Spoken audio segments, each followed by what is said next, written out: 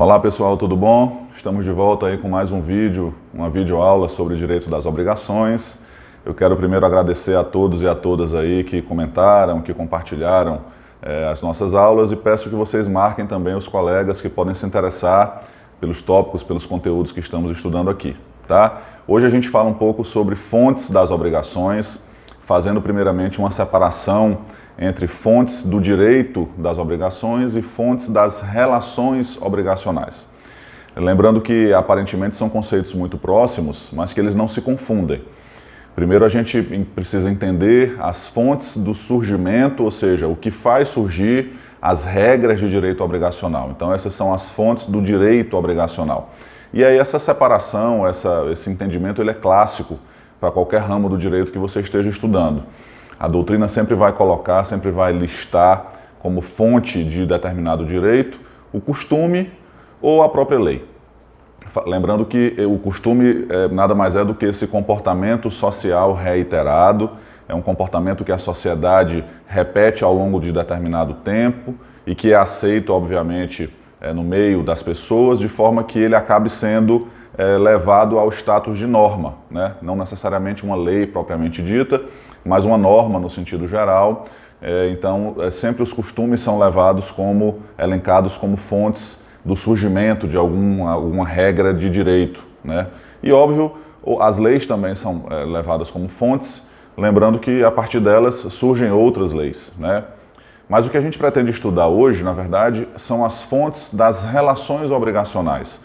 Para além do que faz surgir o direito das obrigações, o que é que de fato faz surgir uma relação de obrigação. Então, quais são os fatos jurídicos que têm como consequência o surgimento de uma relação obrigacional? Essa é a ideia do vídeo de hoje. E para isso a gente faz uma separação também doutrinária entre as fontes imediatas das relações obrigacionais e as fontes mediatas. E aí, claro, a fonte imediata, o que faz surgir imediatamente, de forma mais próxima, uma relação obrigacional, é a própria lei.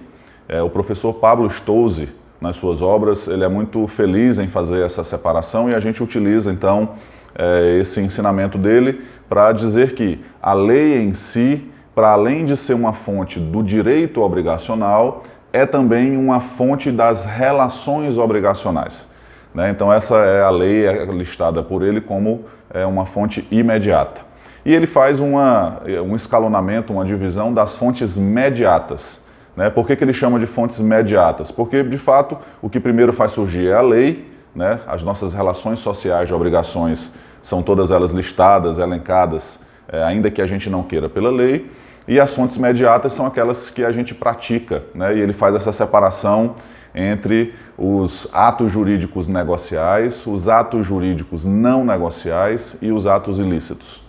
Para a gente entender essa divisão, basta a gente lembrar que os atos jurídicos são aqueles praticados pelas pessoas e que geram repercussão na esfera de direitos de alguém, e aí ele faz essa construção de que os atos jurídicos negociais, ou seja, são aqueles atos praticados através do exercício da vontade das partes, listando como o exemplo clássico o contrato. Claro que não é só o contrato que pode ser listado como um ato jurídico negocial, por exemplo, o testamento também pode ser tido como um ato jurídico negocial, mas para que a gente entenda bem, o ato jurídico negocial é aquele que repercute na esfera de direitos, ou seja, ele cria, modifica ou extingue direitos através de um negócio, através do exercício da vontade das partes em contrair aquela obrigação. Então, o ato jurídico negocial é a primeira fonte mediata do surgimento das relações obrigacionais. Para entender bem, eu contraio obrigações, por exemplo, através do exercício da assinatura de um contrato. Os atos jurídicos não negociais, eles também são atos praticados que geram repercussão na esfera de direitos de alguém, mas eles não surgem através de um negócio. Como diz o professor Pablo Stolze, é a mera prática de atos civis, atos do dia a dia, que fazem surgir as obrigações. Ela se confunde um pouco, talvez, com a própria lei, porque, na verdade, a lei pode ser entendida em algum viés como fonte de uma obrigação não negocial. Mas os atos jurídicos não negociais, ele lista, por exemplo, como o direito de vizinhança, como as regras sociais de vizinhança, porque não necessariamente você precisa exercer a sua vontade. O simples fato de existir essa relação também é fonte do direito das relações obrigacionais.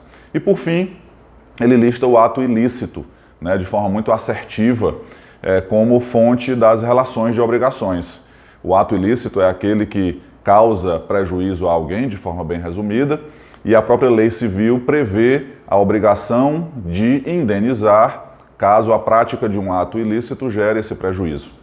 Então entendam que o ato ilícito ele não se encaixa nem como um ato jurídico negocial, nem como um ato jurídico não negocial, mas na verdade ele tem como consequência o surgimento de uma relação obrigacional. Eu espero então que a gente tenha ajudado aí, contribuído com essa classificação aí das fontes, do surgimento das relações obrigacionais, e espero encontrar vocês nos próximos vídeos. Um abraço a todos.